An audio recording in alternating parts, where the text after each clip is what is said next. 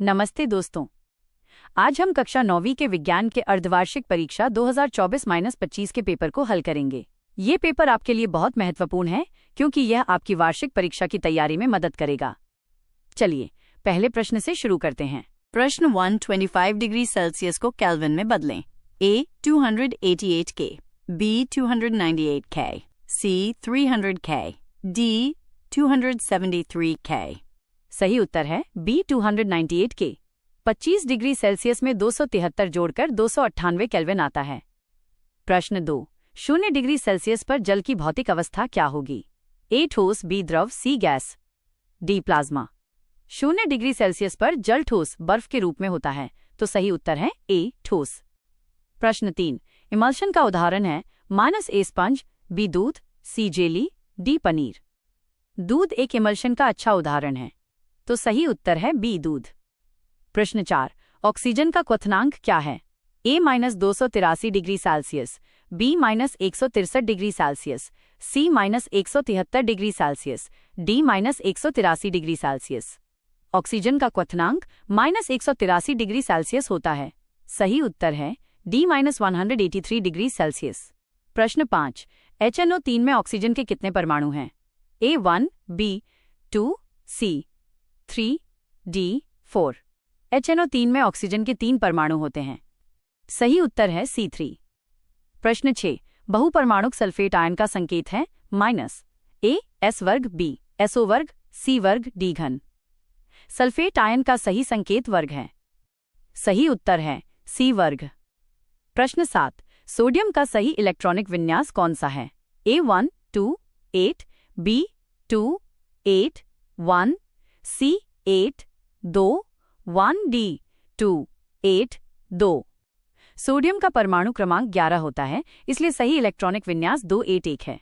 सही उत्तर है B 281। प्रश्न 8, कैल्शियम का परमाणु क्रमांक क्या है?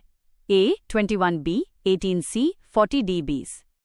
कैल्शियम का परमाणु क्रमांक 20 है। सही उत्तर है D 20। प्रश्न 9, कोशिका का बिजली घर किसे कहते हैं?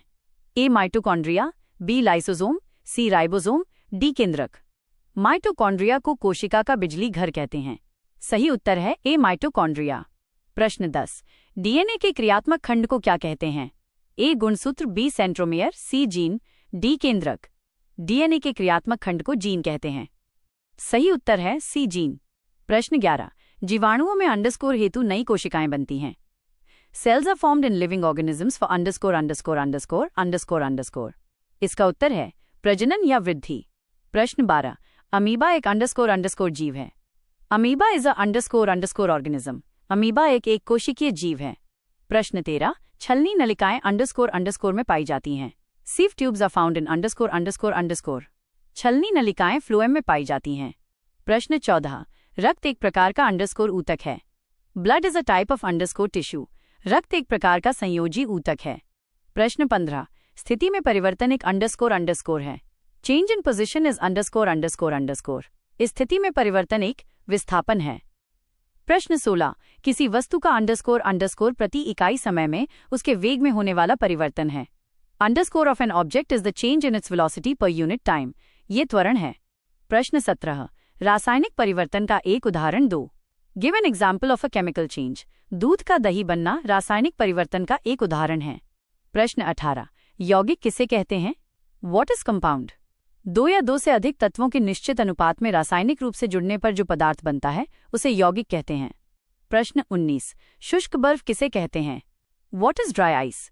ठोस कार्बन डाइऑक्साइड को शुष्क बर्फ कहते हैं। प्रश्न 20, लोहे की अलमारी कमरे के ताप पर ठोस है। कारण 2, iron cupboard is solid at room temperature. Give reason. लोहे की अलमारी कमरे के ताप पर ठोस होती है क्योंकि लोहे का गलनांक कमरे के तापमान से बहुत अधिक होता है।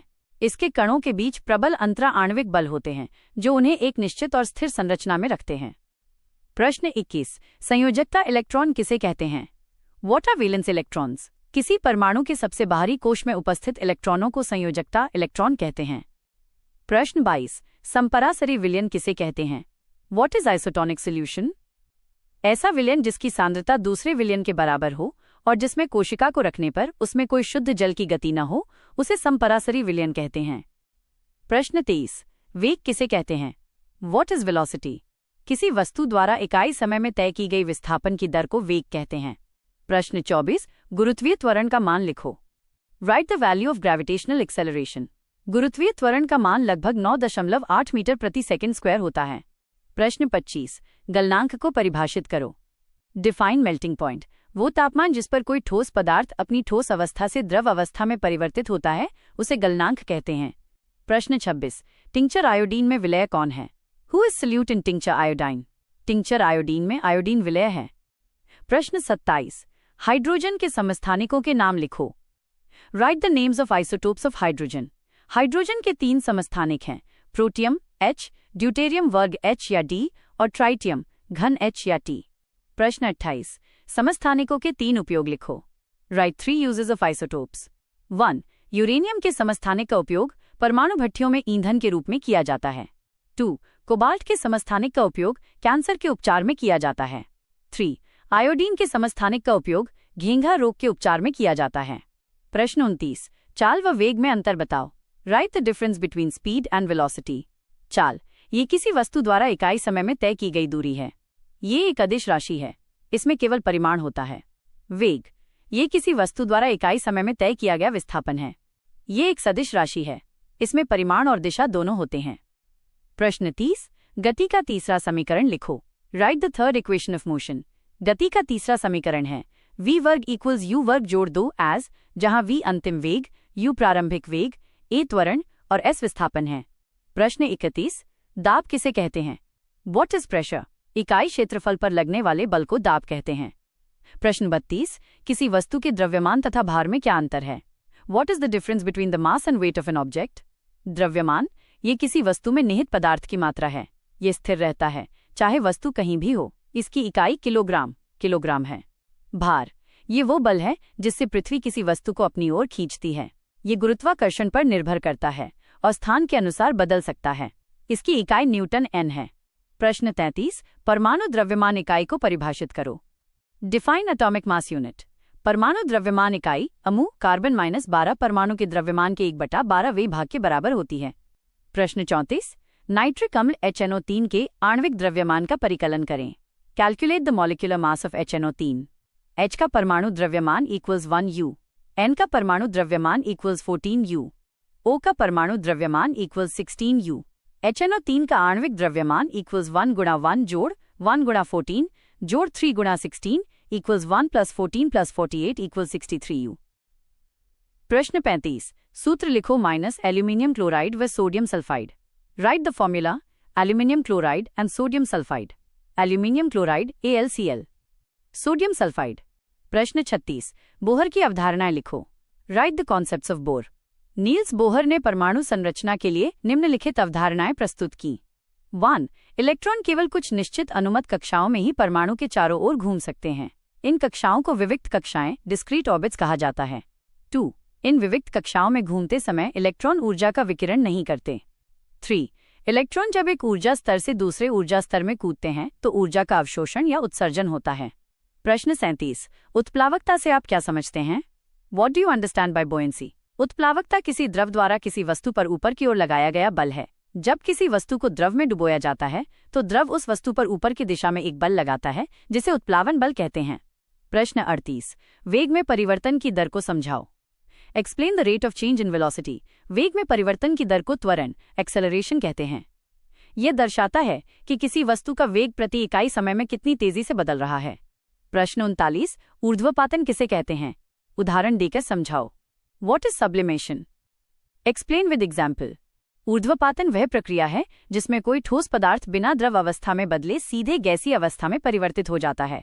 उदाहरण, कपूर, नेफ्थलीन, अमोनियम क्लोराइड। प्रश्न 40, मिश्रण व यौगिक में अंतर स्पष्ट करो। Explain the difference between compound और मिक्सचर। मिश्रण, 2 या 2 से अधिक पदार्थ किसी भी अनुपात में आपस में मिले होते हैं लेकिन रासायनिक रूप से जुड़े नहीं होते। इनके गुणधर्म बने रहते हैं। यौगिक, 2 या 2 से अधिक तत्व निश्चित अनुपात में रासायनिक रूप से जुड़कर एक नया पदार्थ बनाते हैं जिसके गुणधर्म मूल तत्वों से भिन्न होते हैं। प्रश्न 41, पादप कोशिका का नामांकित चित्र बनाओ। Draw a label diagram of a plant cell. इस प्रश्न के लिए आपको एक पादप कोशिका का चित्र बनाना होगा जिसमें कोशिका भित्ति, कोशिका झिल्ली, केंद्रक, रिक्तिका, हरित लवक, आदि को नामांकित किया गया हो। तो दोस्तों, ये था हमारा आज का वीडियो, जिसमें हमने कक्षा 9वीं के विज्ञान की अर्धवार्षिक परीक्षा के पेपर को हल किया। मुझे उम्मीद है कि आपको ये वीडियो पसंद आया होगा और आपके सभी संदेह दूर हो गए होंगे। अगर आपके मन में कोई और सवाल है या आप किसी विशेष टॉपिक पर वीडियो चाहते हैं तो बेझिझक नीचे कमेंट बॉक्स में बताएं। इस वीडियो को लाइक करना, अपने दोस्तों के साथ शेयर करना और हमारे चैनल को सब्सक्राइब करना न भूलें, ताकि आप ऐसे ही और भी उपयोगी वीडियो देख सकें। मिलते हैं अगले वीडियो में। तब तक के लिए पढ़ते रहिए और आगे बढ़ते रहिए। धन्यवाद।